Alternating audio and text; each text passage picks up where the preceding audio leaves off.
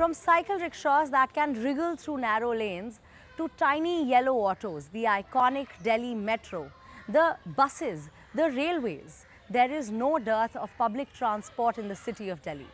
Hello and welcome, I am Sadhika Tiwari and you're watching Eco India. Usually our choice of transport is based on comfort, convenience, cost and time. But do we realize how do our choices impact the planet? Let's find out.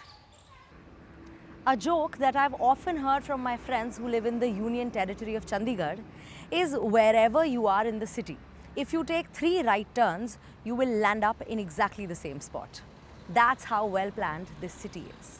And when most other cities in the country have sort of developed organically without much vision or design or planning, then places like Chandigarh seem like an exception and ideal in so many ways. There was a time when I wanted to live in Chandigarh after I retired. But now things have taken an alarming turn in the city. Let's head there to find out why. They might look like normal residential buildings, but in fact, these houses are part of a grand design for a modern and ecological planned city. Now, 70 years old, Chandigarh was built in the wake of India's independence. 70 years ago, today it serves as the capital of 2 federal states, Punjab and Haryana. The city was designed by Swiss-French architect Le Corbusier. His plan incorporated different sectors, a leisure sector, a restaurant and food sector, and residential sectors. These effectively function as mini-cities themselves, boasting their own infrastructures. Manmohan Sareen moved here when he was a child. His family was one of the first to settle in Chandigarh. So he's witnessed its development from the very beginning. As Corbusier said it, he's designed the city in the shape of a human body, the capital complex being the brain, the sector 17 being the stomach, the university and the industrial area being the limbs, and then the lungs going green, we call them green belts, going right through the city from north to south. And that is continuous. That is so beautiful. This is where all the greenery was planned. Chandigarh's first commissioner was a botanist. He implemented Le Corbusier's ideas. Given the subtropical dry climate, it was no easy task. As ecologist Ravinder Kohli explains, it involved some creative thinking. On those roads which are fast-moving traffic roads, there he planted deciduous trees. So during winters, these leaves will fall and there will be more light on the road. And close to the houses, short trees. Likewise, close to the market road, short trees, flowering trees, evergreen. So that during summers, the rickshaw puller, cyclists can take shelter, brief shelter under the shade of the tree. In recent years, however, much has changed in Chandigarh. Originally planned for 5 lakh residents, twice as many people now live here. With 878 cars per 1,000 residents, it's also among India's most vehicle-dense cities. Houses, roads and shopping centres are pushing nature out. Including these ancient trees, which, along with 700 others, are set to be felled to make way for an overpass. Environmental activist Pavila Bali has spent 4 years fighting the plans in court. So if you look at this tree and if you look at the diameter of this tree, it really pains me and brings me to tears to feel that a tree like this and so many of them along this road may be cut to build the flyover, and I don't think it makes any sense. Authorities insist they will retain the city's green heritage by planting other greenery for every felled tree. We focus on planting indigenous trees. We also focus on planting trees which have been documented at the time of conception of the city as to which avenue is to have which kind of tree. So all these factors are kept in mind whenever a single tree is felled due to whatsoever reason. For the past 2 years, Chandigarh has been named the best union territory at the Smart Cities Award. One criterion for that is smart mobility, which the city is expanding more and more.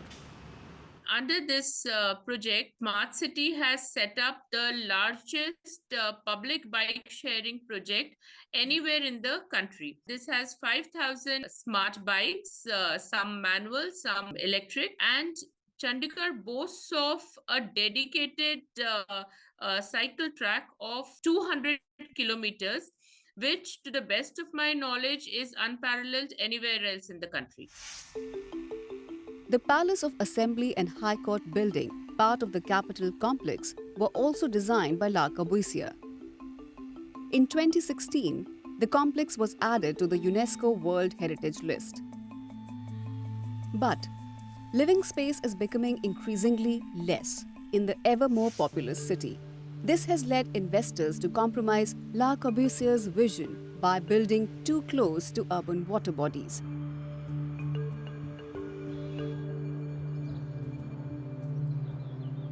Manmohan Lal Sareen was among the lawyers who took action against the investors.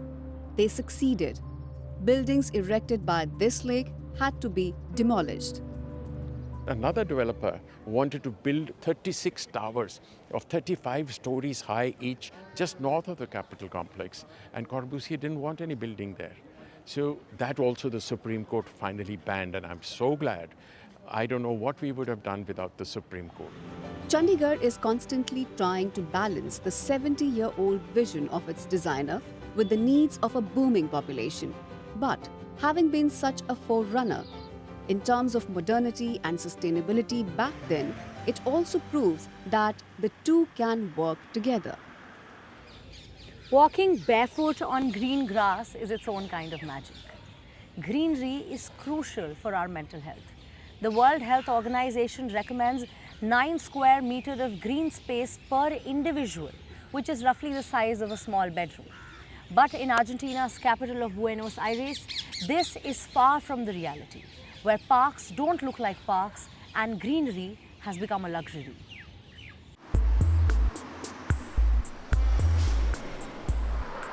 When this family want to get out into nature, or even just pop to the playground, they, like others here, have to walk at least 8 blocks, in the searing heat of the sprawling concrete.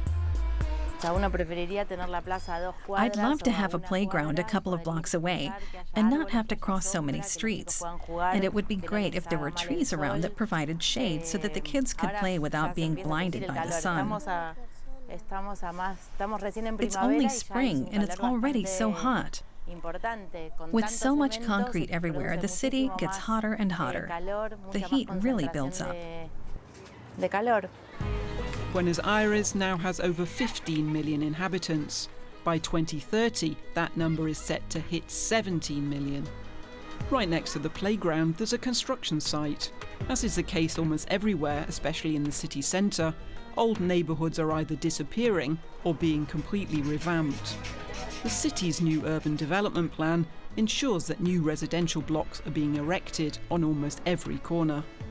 There are a few regulations in place to protect historic buildings. With inflation as high as 100%, many prefer to invest in real estate instead of leaving their money in the bank. The constant development angers many residents. Several neighbourhood initiatives have taken to the streets to protest against gentrification. It's completely indiscriminate.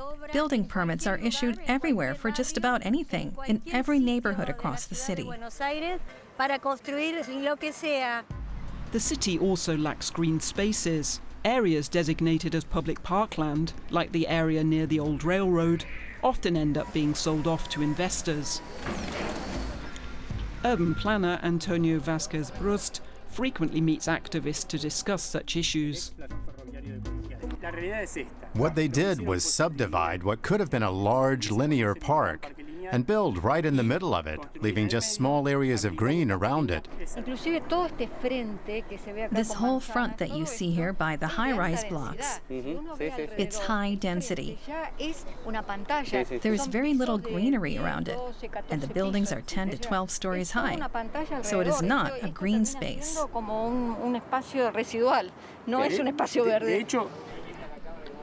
Antonio Vasquez Brust collected data and created a map of Buenos Aires' green spaces. According to his calculations, there are just 5 square meters of public green space per resident of the city. New York, meanwhile, boasts 13 square meters. The data shows that there are not only too few green spaces for the number of people, but that they're also unevenly distributed and mostly located in the city's wealthiest neighborhoods. People in the poorest districts have the least access to green spaces. And for families who can't travel, parks are the only way to access nature. The city does, however, fund some initiatives encouraging more urban greenery, like this cooperative, for example. During the COVID pandemic, its members converted an unused part of their site into an urban garden. They not only grow their own vegetables here, but also offer educational projects for school children and neighbours. Everyone is welcome. Today's topic is composting. Through our garden, we want to educate people about healthy eating and get the message across that we can all grow vegetables at home. We provide information and support for those who want to start doing this themselves.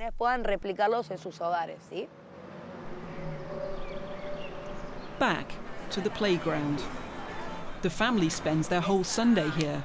More greenery is needed, not just here, say the parents.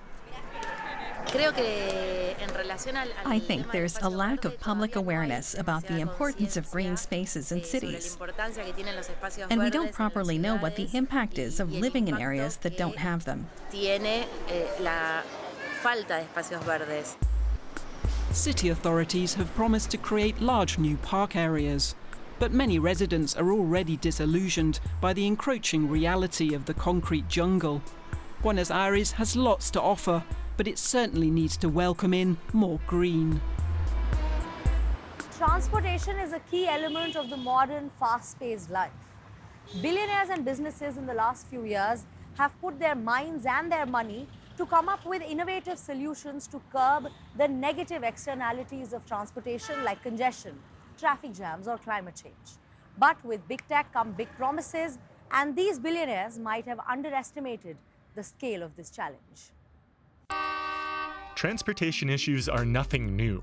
If you think of just the modes of transportation throughout history, just going from horse and buggy to rail, to ocean-going vessels, steamliners, airships, there's always been something new to try out that would solve some of the problems of the old. And each one of those new things has introduced its own new problems. Today's transportation mix is no exception. The biggest problem is that roughly a quarter of global energy-related carbon emissions are linked to transport. But that's just one of many. Many people have the experience of being stuck in traffic, and of course people don't like that. There's also the high cost of kind of owning a vehicle if you have to do that in order to get around. And unfortunately, in many places, transit services are not always the most accessible, the most efficient, even the most affordable. Traffic jams are so universally hated that they're the butt of jokes and movies. Little wonder that tech giants jumped onto the transit bandwagon. Big tech has reshaped the economy, and flashy, hype-fueled presentation, no matter what their substance, were key. And so instead of kind of really mundane things like invest in buses and, think about how we distribute street space and maybe make some cycle lanes, it sounds a lot more attractive to say, the cars are going to start driving themselves, and we're going to make this new tunnel system for transportation, and we're going to have flying cars finally. Investors and media lapped up high-tech, exciting new transit projects, and the companies saw potential too. People spend loads on transit. In the US, for instance, 16% of household spending goes to transportation, second only to housing. And while investors currently only have promises, not results to go on, it hasn't stopped them. For example, Elon Musk's The Boring Company, named that because they bore tunnels, get it, picked up $675 million in private capital in 2022. Local governments have also jumped on board. Musk announced deals promising to build underground tunnels for high-speed travel in Chicago and Fort Lauderdale in 2018 and 2021. Neither have been built. So the hype train is rolling, the venture capital is flowing, everything's fine and dandy till tech companies have to deliver on their spectacular promises. One of the most glaring examples is Hyperloop, a high-speed above-ground vacuum tube popularized by Musk in 2013 and pursued by a number of firms. Undeterred by the failure of his above-ground travel project, Musk opted to go underground with his Boring Company. First, he pledged to dig elaborate systems of tunnels under cities where autonomously driven pods with 16 passengers would zip around with ease. That became a pledge to develop a system of so-called skates, which would sweep electric cars across town at speeds of up to 210 kilometers an hour, which became a one-way tunnel to drive Teslas through at about 65 kilometers an hour called the Loop, which at least exists. He sold these systems to a bunch of cities around the United States, and in most cases they have not materialized. And in the only place where it has, which is Las Vegas, it's a short tunnel that connects up the convention center and is mainly just an attraction for Teslas. You know, it's a way to sell Teslas. It's not really affecting traffic. It's not really solving transportation problems. It's really, I call it a Disneyland ride for Tesla fans. Western billionaires aren't the only ones with tech that sounds more impressive than it looks. China's autonomous rail rapid transit has gotten hype for being a cheaper alternative to standard trams and has been tested in Qatar and Australia. It's a quote-unquote trackless tram system that traverses roads and has a driver, despite being called autonomous. That's right, pretty much a bus. Looks kinda cool, but not a transit revolution. And then there's the holy grail of sci-fi, flying cars. Some companies like Joby are working on what they call electric vertical takeoff and landing vehicles, or flying taxis. Even the biggest Luddites have to admit that these are cool, though they look more like fancy helicopters than flying cars. Joby hopes to launch these fully electric vehicles in 2025. They should have a range of 240 kilometers, but Joby expects the average trip to be around 40 kilometers, meaning flying taxis would complement, not replace, existing transport networks. If and when these tech solutions materialize, they often bring with them their own set of regulatory, cost, and safety challenges, or fail to solve some of the biggest transit issues. Ideally, mass transit should serve the masses. That means recognizing it as a public good, something flashy private innovation distracts from. If we wanted to do it, we could have been making investments in transit service and investments in cycling infrastructure and doing, other things in order to address these issues, instead of waiting for the tech industry to create solutions that were never actually going to solve anything in the first place. Practical transit solutions that encourage people to ditch private cars are often a bit boring. While the electric buses popping up all over the world are cool, they're no flying cars. And transit researchers might be the only people on the planet who think e-bikes are sexy. I have one right here in the background. It's how I get to work.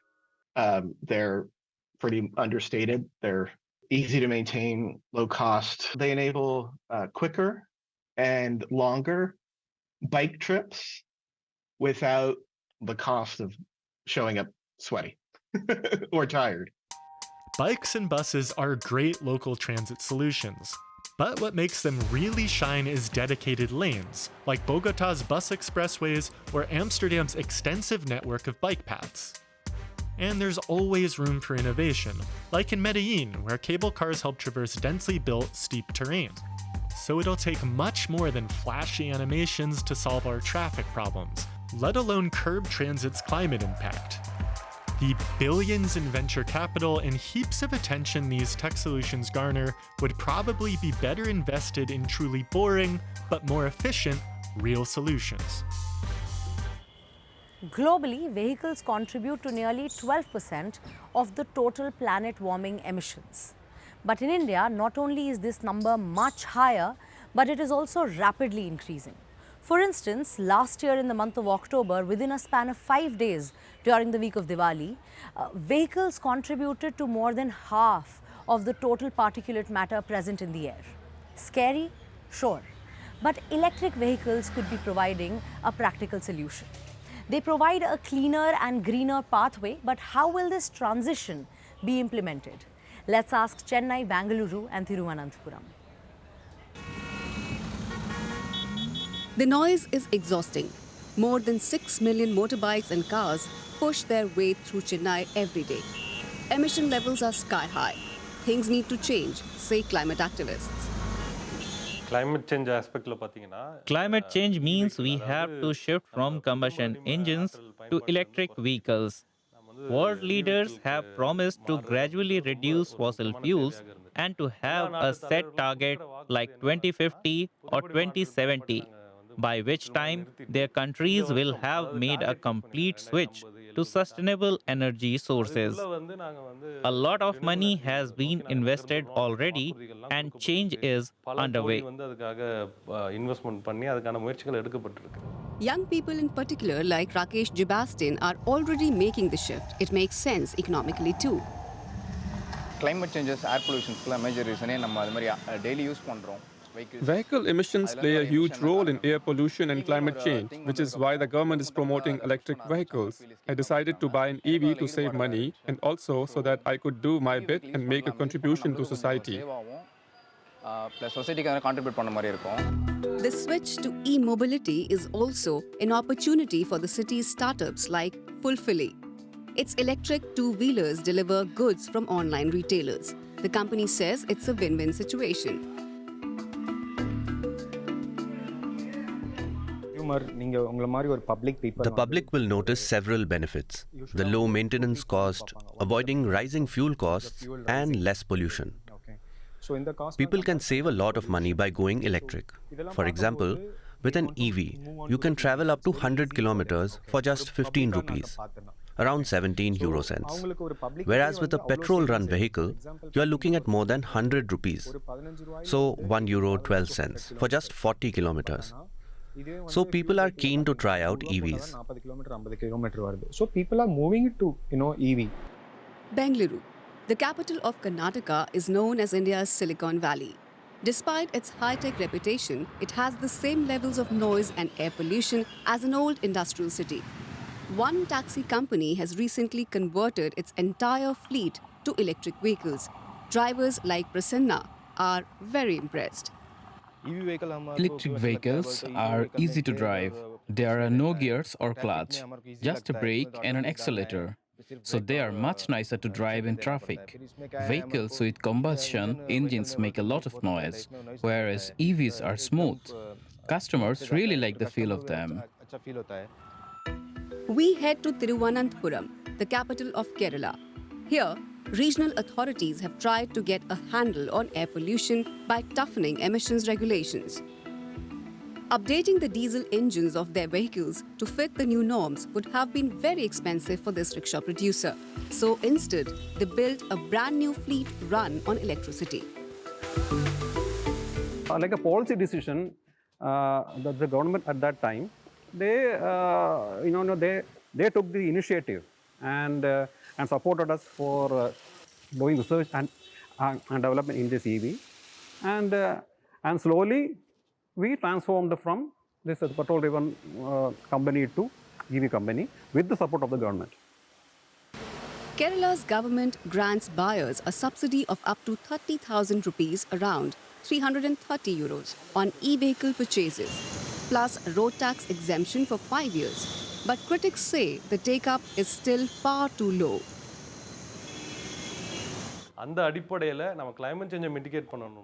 If we want to mitigate climate change, we have to stop using fossil fuels. Scientists and researchers say we have just 7 years to reduce emissions by 50%. That's not a lot of time. We have to double the rate we are currently moving at. And that means we must change to EVs. Charging infrastructure is still insufficient. And of course, the electricity used to charge electric vehicles must come from renewables. That's the only way they can be truly sustainable. Nonetheless, these initiatives in southern India are making a small but important contribution towards a cleaner future. I hope the next time we sit in our car or hop on a bus or call a taxi, we'd pause and think if there's a greener option available. Do let us know if there is anything you do to make your daily commute a little more eco-friendly. You can email us or reach out to me directly on my social media handles. I will see you next week. Until then, take care. Goodbye. Namaskar.